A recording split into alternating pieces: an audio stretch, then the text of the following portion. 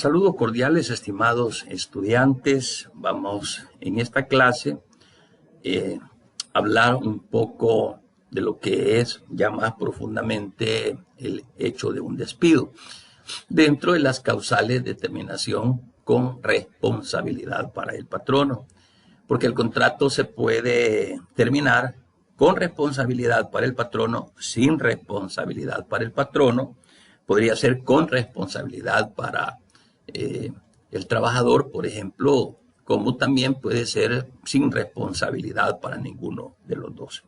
En este sentido, vamos a ver en esta sección cuarta esas causales de terminación con responsabilidad para el patrono.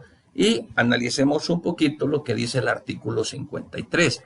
Dice que el trabajador tendrá derecho a dar por terminado el contrato de trabajo con responsabilidad para el patrono por las causas siguientes. En la primera, dice que cuando no se medie causa justa, ¿verdad?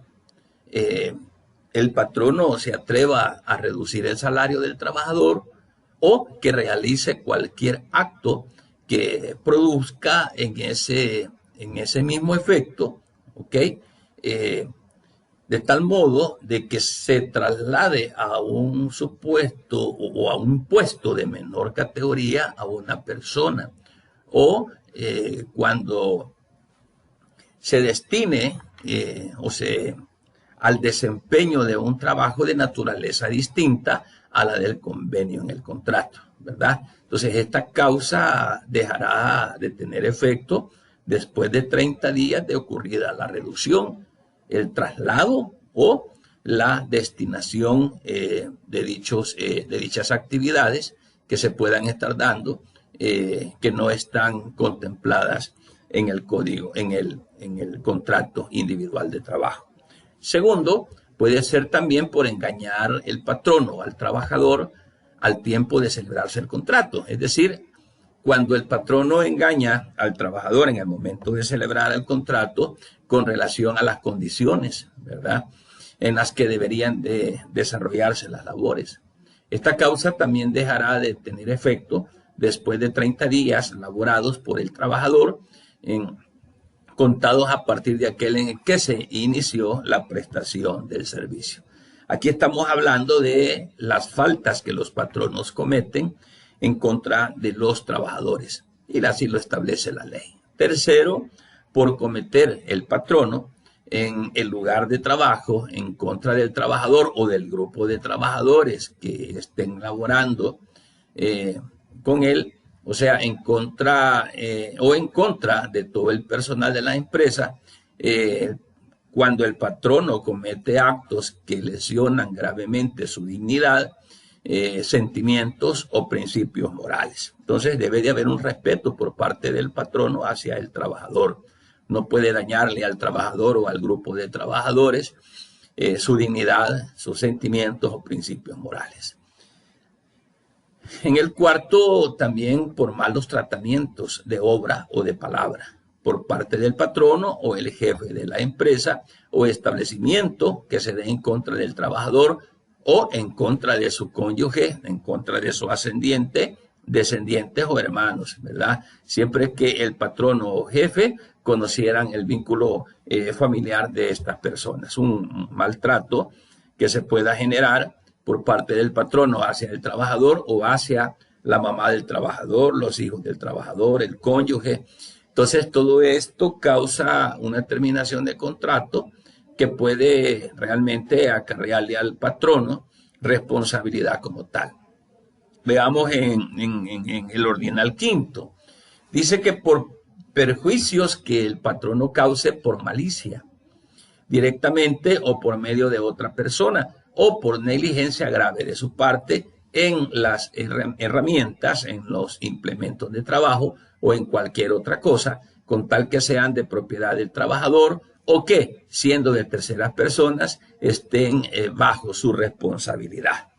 Entonces, si estos perjuicios fuesen causados por negligencia leve o levísima, no podrá entonces el trabajador demandar la terminación cuando el patrono se avenga a resarcirlos. A lo mejor por negligencia el patrono le proporciona una herramienta al trabajador que pueda causarle daños, pero si el patrón no resarce, entonces ahí pues evade la responsabilidad, ¿verdad? Así como también el sexto dice por actos del patrono o de sus representantes que pongan en peligro la vida o la salud del trabajador. Todas estas son causales que nos llevan a terminar el contrato individual de trabajo, pero que es responsable el patrono. ¿Ok? Veamos ordinal 7.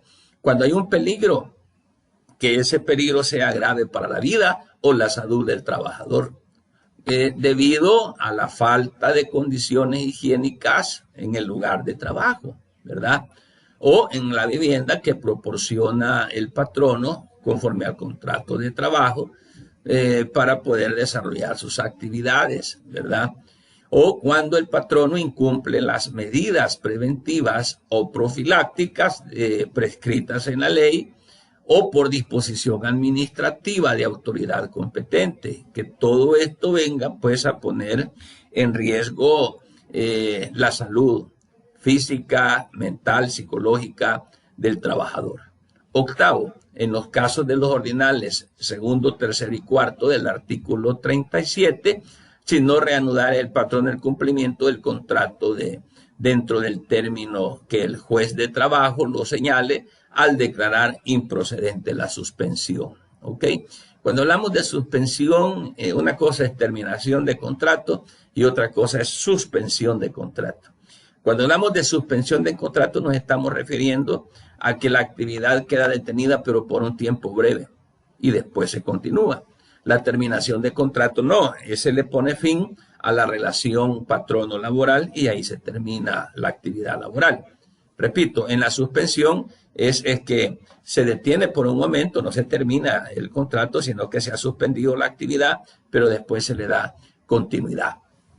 En el ordinal noveno también habla de que cuando el patrono incumple o viola, ¿verdad?, gravemente cualquiera de las obligaciones o prohibiciones que emanan de alguna de las fuentes que se refiere al artículo 24. Ahí vamos a encontrar las condiciones de ley y todo ello. Y cuando el patrono pues está violentando o vulnerando todas esas condiciones legales, entonces también él es responsable y causa responsabilidad hacia él por la terminación del contrato, ¿verdad? En todos los casos, en relación a este artículo, el trabajador tendrá derecho a que se le indemnice, como si hubiera sido despedido, en la cuantía y forma que establecen los artículos 58 y 59, según sea el caso, que ya lo vamos a ver. Bueno, entonces lo que estamos diciendo acá de que el contrato se puede dar por terminado con responsabilidad al patrono por todas estas causas. Y si eso sucede así, entonces el patrono va a tener que indemnizarlo como si lo hubiese despedido al trabajador. Es así de sencillo, ¿verdad? Veamos el artículo 55, que está dentro de la sección sexta del Código de Trabajo, que habla acerca del despido. Acuérdense que hablábamos del despido provocado. Hay un despido de hecho, donde el patrono se le ocurre despedir al trabajador, pero acordémonos de que hay dos causales de despido. Una con causa justificada, donde el patrono lo puede despedir, no hay ningún problema, tal vez porque sea negligente el trabajador, porque le faltó al respeto a él, a su representante, a su familia, y ahí están las formas de despedir donde no acarrean ninguna responsabilidad del patrono. Y la otra es cuando el patrono despide sin causa justificada, entonces el patrono es responsable y tiene que cumplir con el pago de la indemnización. El artículo 55 habla del contrato de trabajo cuando éste se termina por un despido de hecho, ¿verdad?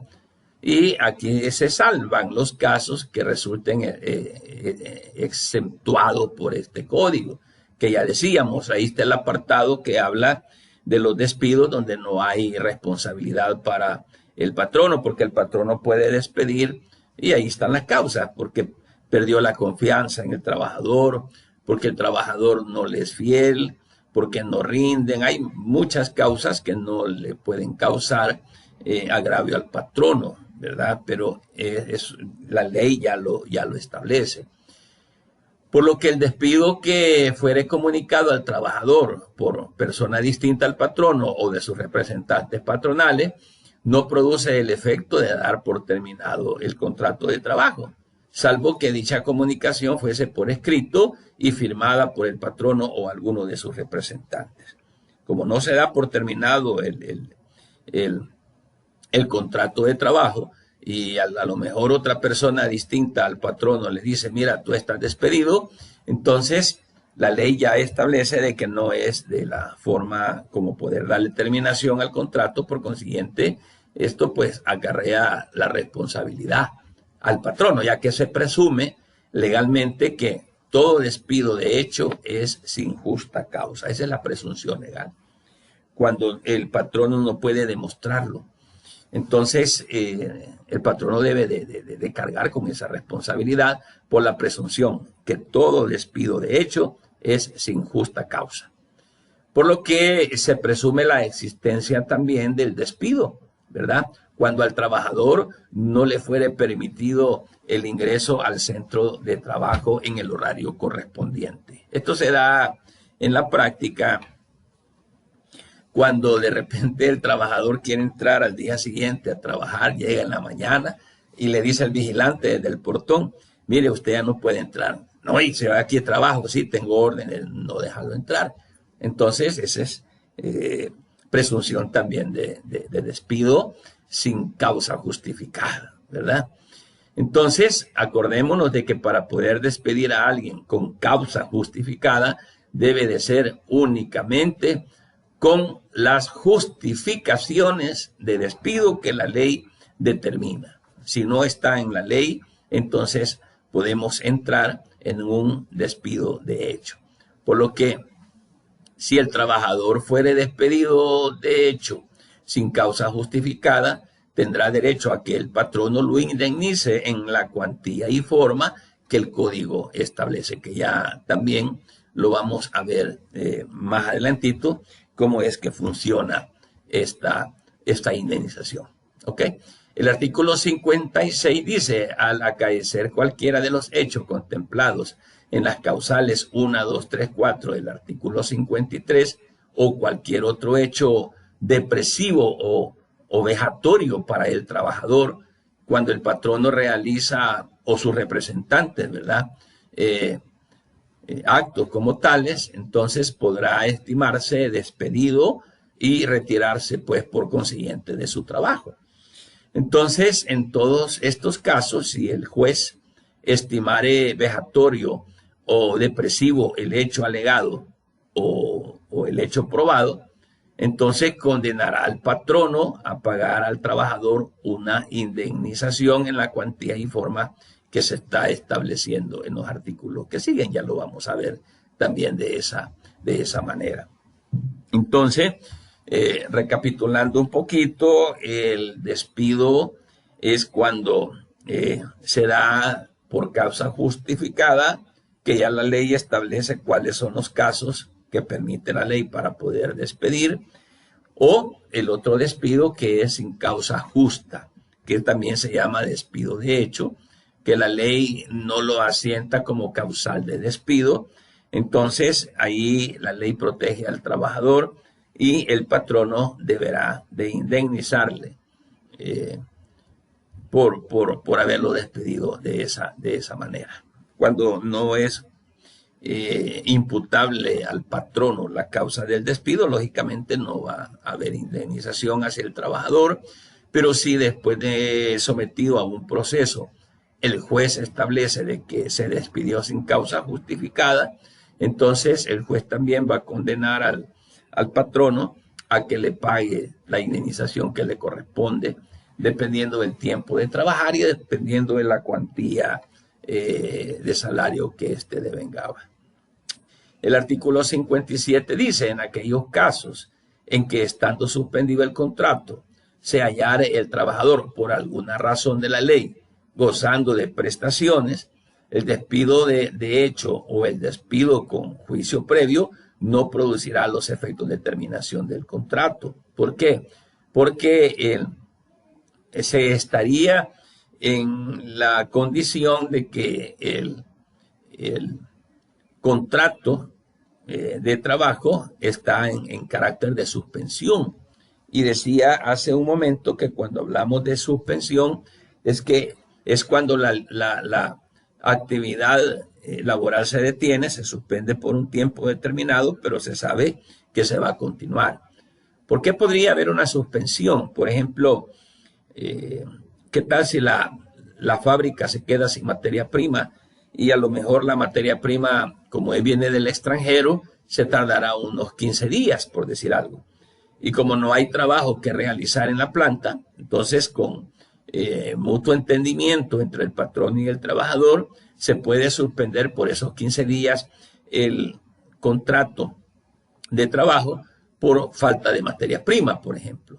Pero se dice suspensión porque se detiene un momento la actividad, pero después se le va a dar continuidad. No es que se esté terminando el contrato de trabajo, se está suspendiendo por un término X.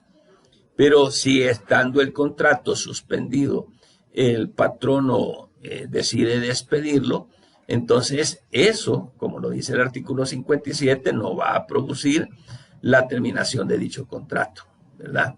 Entonces, de tal manera de que este tipo de despido, pues también va a tener que responder el patrono con una condena judicial, la cual es la indemnización. Luego, en el artículo 58, eso está en el capítulo octavo, habla de la indemnización por despido de hecho sin causa justificada. Cuando hablamos ahora de despedir, he venido diciendo de que cuando el patrono no tiene la razón para despedir a alguien, la razón jurídica, pues, para despedir a alguien, entonces el patrono tiene que responder pagando una indemnización. Entonces el artículo 58 habla de la indemnización que el patrono debe de pagar por despido de hecho sin causa justificada.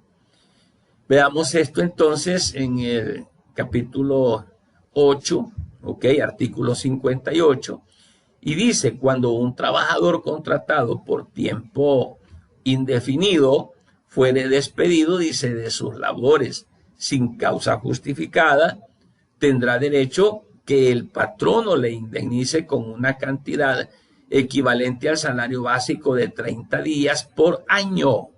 Fíjese bien, tiene derecho al salario básico de 30 días por cada año de servicio y proporcionalmente por fracciones de año. En ningún caso, dice, la indemnización será menor del equivalente al salario básico de 15 días. Vamos a ver esto. Si una persona tiene 5 años de estar laborando en una empresa, y como aquí dice de que se le va a dar lo que él gana, fíjese bien, el equivalente al salario básico de 30 días, ¿cuánto gana esta persona en 30 días? Vamos a ver. Hagamos de caso que gana $500 mensuales. Vale. Entonces, si esta persona gana $500 mensuales y es despedida, entonces la indemnización va a equivaler a ese salario de 30 días por cada año de servicio. Vaya. Trabajó 5 años y él gana $500 mensuales. Entonces, acá dice que va a ser equivalente al salario básico de 30 días por cada año. Entonces, si gana en 30 días, él está ganando $500 y ha trabajado 5 años, entonces sería, la cantidad equivalente al salario básico de 30 días por cada año. Y si trabajó 5 años, vamos a multiplicar $500 por 5, ¿verdad? Y lo que resulte, ese sería el monto de su indemnización. Es decir, si tiene 10 años de estar trabajando, sería el equivalente a 10 meses, ¿verdad? A 10 salarios de 30 días. Entonces, Esta persona le correspondería de indemnización, si tiene 10 años, sería lo que él gana mensual multiplicado por los 10 años. Entonces, esa es la forma de poder calcular a cuánto le corresponde la indemnización del trabajador cuando éste ha sido despedido de forma injustificada. En este sentido, se calcula de conformidad al artículo 58, ¿verdad? También la proporcionalidad, ¿verdad? Por fracción de año. Imagínese que trabajó 6, 7 meses, por ejemplo. Entonces, ahí se calculan los 5 años que ha trabajado, pero trabajó 3, 4, 5 meses, entonces la proporcionalidad va a aumentarse. Pero dice el código que en ningún caso la indemnización será menor del equivalente al salario básico de 15 días. No puede ser menor de la mitad mensual, por decirlo así, de lo que pueda ganar una persona. Por consiguiente, se toma de parámetro los años que ha laborado para la empresa y el salario que está devengando en ese momento que ha sido despedido. Esa sería la cuantía que se multiplicaría por el número de años que la persona ha estado laborando para esa empresa. Si seguimos viendo acá, vamos a encontrar de que para los efectos del cálculo de la indemnización a que se refiere el artículo que acabamos de leer, dice la ley que ningún salario podrá ser superior a 4 veces el salario mínimo diario legal vigente. Luego el artículo 59 dice, cuando el contrato sea a plazo y el trabajador fuere despedido sin causa justificada antes de su vencimiento, entonces el trabajador va a tener derecho a que se le indemnice con una cantidad equivalente al salario básico que hubiere devengado en el tiempo que faltare para vencerse el plazo. Partamos de que el contrato que se firmó dice contrato a plazo, no es un contrato indeterminado o indefinido en el tiempo, sino que se hace un contrato para 12 meses. 12 meses. Pero resulta que a él se lo despiden teniendo 7 meses de estar trabajando ahí. Entonces él tiene derecho a que se le indemnice con una cantidad equivalente al salario básico que hubiera devengado en el tiempo, ¿verdad? En el tiempo que faltare. Imagínese, ya le pagamos, por ejemplo, enero, febrero, marzo, abril, mayo, junio, julio, vaya. Agosto, septiembre, octubre, noviembre y diciembre, 5 meses antes de que se venza el contrato, lo despedimos. Entonces, al despedirlo, con base a ese contrato a plazo que estaba señalado para 12 meses, pero lo despedí cuando tenía 6, 7 meses de trabajar, los meses que faltan, los meses que restan para llegar a los 12, se van a tener que cancelar. Entonces, esa es una de las formas también de indemnizar cuando el patrono no respeta el plazo del contrato, cuando se inicia, cuando se finaliza, pero no deja que el contrato finalice en el tiempo estipulado, sino que lo despide antes. Por consiguiente, el trabajador va a tener el derecho de ser indemnizado por parte del patrono, pues precisamente por la forma como lo está despidiendo antes del tiempo. Muy bien, el artículo 60 dice, a la terminación de todo contrato, dice el artículo 60, cualquiera que sea la causa que lo haya motivado, el patrono debe dar al trabajador una constancia que exprese únicamente, vamos a ver, la fecha de iniciación y determinación de las labores, la clase de trabajo que él desempeña y el salario devengado durante el último periodo del pago. En este sentido, entonces, el trabajador, si el trabajador desea, por ejemplo,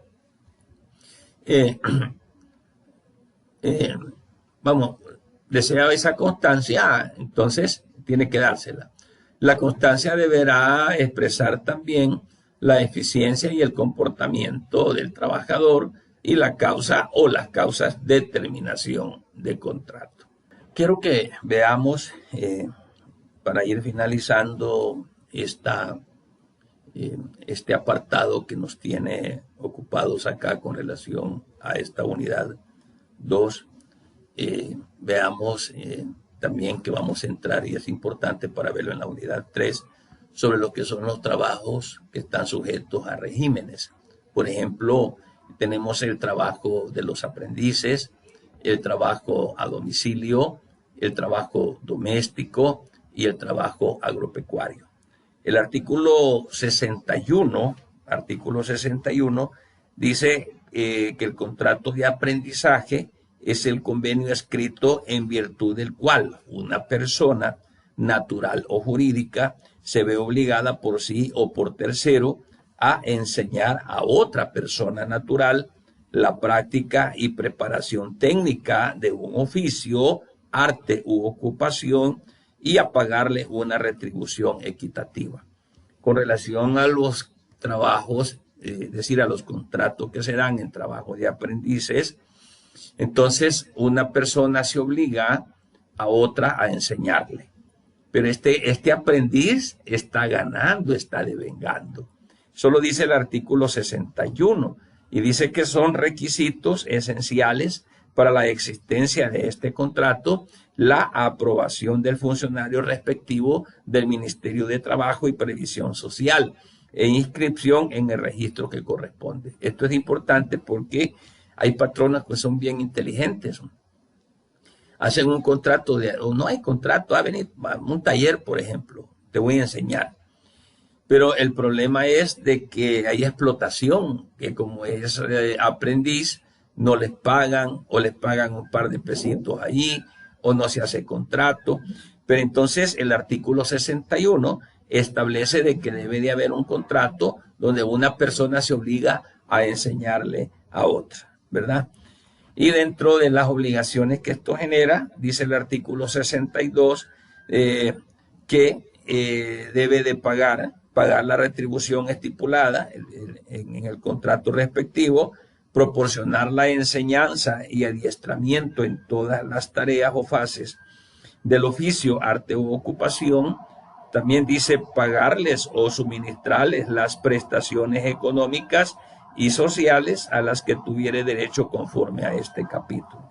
Y así pues, también los aprendices tienen sus obligaciones, respetar al patrón, al que le está enseñando, obedecer órdenes, ¿verdad? Reservar las clases de instrucción, observar necesariamente la aplicación en el desempeño del aprendizaje, porque no es que se le esté enseñando y él esté perdiendo su tiempo tampoco. ¿Ok? Entonces, estos tipos de trabajo son sujetos a regímenes especiales. ¿Ok? También tenemos el trabajo a domicilio, artículo 71. El artículo 71 con relación del trabajo a domicilio dice: el contrato de trabajo a domicilio debe constar por escrito. Por consiguiente, los trabajadores a domicilio son los que elaboran artículos en su hogar u otro sitio elegidos libremente por ellos, sin la vigilancia o la dirección inmediata del patrono o del representante de éste, y siempre que el patrono suministre las materias primas en todas partes. Aquí hay un ejemplo que se da cada rato, el de los sastres, el de las costureras. A lo mejor el patrono contrata una costurera, pero le dice: usted no va a trabajar aquí en esta empresa, sino que usted se va a llevar para su casa el trabajo. Le voy a proporcionar maquinaria, le voy a proporcionar la tela, el hilo, le voy a suministrar lo básico que usted necesite como insumos, materia prima, y entonces esta persona no necesariamente se va a quedar trabajando en las instalaciones de la empresa o de la fábrica, sino que desde su casa esta persona está laborando para la empresa. Y ahí no tiene, como dice el código en el artículo 71, no debe tener supervisión patronal. Ahí solamente se establecen las condiciones como para poder laborar, y en este sentido, pues, el cumplimiento de la labor, pues, del trabajo desempeñado. Por eso que se llaman trabajadores a domicilio. El trabajo se lo lleva para su casa y ahí lo está desarrollando, y a la, es decir, a la empresa o al patrono, él está rindiendo el fruto de ese trabajo. Ese es el trabajo a domicilio, ¿verdad? También tenemos en el artículo 76 lo que es el trabajo doméstico. El trabajo doméstico, dice el artículo 76, el contrato de trabajo para servicio doméstico puede celebrarse verbalmente, no hay ningún problema.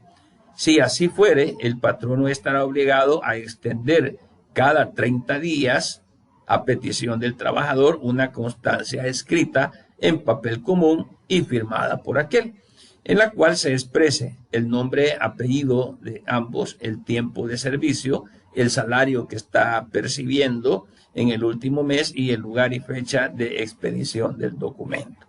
Entonces, estos trabajadores que se les llama domésticos son aquellos que se dedican en forma habitual y continua a labores propias de un hogar, ¿verdad? O de otro sitio de residencia o habitación particular que no importen lucro o negocio para el patrono. Entonces, este trabajador doméstico es aquel que presta un servicio de forma habitual y continua, ¿verdad? Donde las labores son propias de un hogar, lo que nosotros conocemos, las muchachas, decimos, otros dicen las sirvientas, las niñeras, y les dan una serie de nombres que hasta son peyorativos, pues. Y el nombre correcto es trabajadora doméstica o trabajador doméstico, que el artículo 76 y siguientes lo recoge para también proteger el trabajo que estos hacen en un hogar determinado, y que el trabajo que ellos hacen no representa lucro alguno para el patrono, sino que es un servicio de hogar que estas personas están desarrollando o realizando para un patrono determinado. Entonces, a esto se les llama trabajo doméstico. Y es importante porque también ellos reciben un salario. Si son despedidos, hoy ellos pueden, por medio de este régimen de trabajo, ellos pueden pedir una indemnización como tal. Entonces ya vemos que el trabajo de los aprendices, como el trabajo a domicilio y el trabajo doméstico, son trabajos también que gozan de la protección de la ley laboral, de tal manera de que se garanticen los derechos de cada uno de estos trabajadores. Y tenemos también lo que es el trabajo agropecuario. El trabajo agropecuario, dice el artículo 84 del Código de Trabajo, ¿verdad?, que regula las relaciones de trabajo que tienen lugar en el campo, en labores propias de la agricultura, la ganadería y demás íntimamente relacionadas con estas. Entonces, esos trabajos que están sujetos a un régimen especial son aquellos que se desarrollan de conformidad a lo que el artículo para el caso, el trabajo agropecuario, el artículo 84 lo está definiendo como labores propias que se dan en el campo, ¿verdad? Ya sea como agricultores, ya sea como ganaderos y demás actividades que estén íntimamente relacionadas con el trabajo agrícola que se está desarrollando como tal. Entonces, ahí encontramos a través de estos artículos, y que es importante decirlo, que usted lo conozca, que además de los trabajos comunes o naturales que se pueden celebrar con un contrato individual de trabajo, también no solamente pensemos en un trabajo en una fábrica, en una empresa, en un almacén o en un establecimiento, sino que también pensemos de que entran regidos por el Código de Trabajo este tipo también de labores o de actividades laborales que se realizan y que se conoce como trabajo sujeto a regímenes especiales. Entre ellos, vuelvo otra vez y repito, ¿verdad? El trabajo que hacen los aprendices, el trabajo que hacen las personas a domicilio. Ya dijimos que los aprendices son aquellos que, vayan, en el ejemplo de un taller, una de las partes se compromete a enseñarle al otro. En el trabajo a domicilio, ponía el ejemplo de una costurera que se va para su casa y de su casa está trabajándole a una empresa. No necesariamente tiene que estar yendo todos los días a la empresa. El trabajo doméstico son labores que se desarrollan en un hogar determinado, y el trabajo agropecuario es aquel que se desarrolla también en actividades agrícolas, actividades de campo, ¿no? Como la agricultura, ya lo decíamos, como la ganadería o cualquier otro trabajo que se da afín como tal. Perfecto. Bien, vamos a finalizar con esta unidad en esta oportunidad, pero en la siguiente clase vamos a hablar acerca de lo que es el salario. Vamos a hablar de todas las prestaciones sociales y laborales a las que se tiene derecho. Vamos a hablar de las vacaciones, vamos a hablar de las jornadas laborales, de los asuetos, y vamos a hablar de todas estas prestaciones sociales y laborales a las que el trabajador tiene derecho como tal. Si a usted le ha quedado alguna duda, no lo piense mucho. Aquí, a través del foro que está abajito, que ahí se los dejo, usted puede hacer alguna consulta o formular alguna inquietud con relación a alguna duda que usted tenga. Entonces ahí les dejo el foro para que ustedes puedan consultar o aclarar alguna duda. ¿Ok? Vamos a llegar hasta acá. Pasen feliz tarde, ya casi feliz noche, y nos estamos encontrando entonces en la clase del día miércoles, siempre a las 5 de la tarde. Un gusto, jóvenes, cuídense.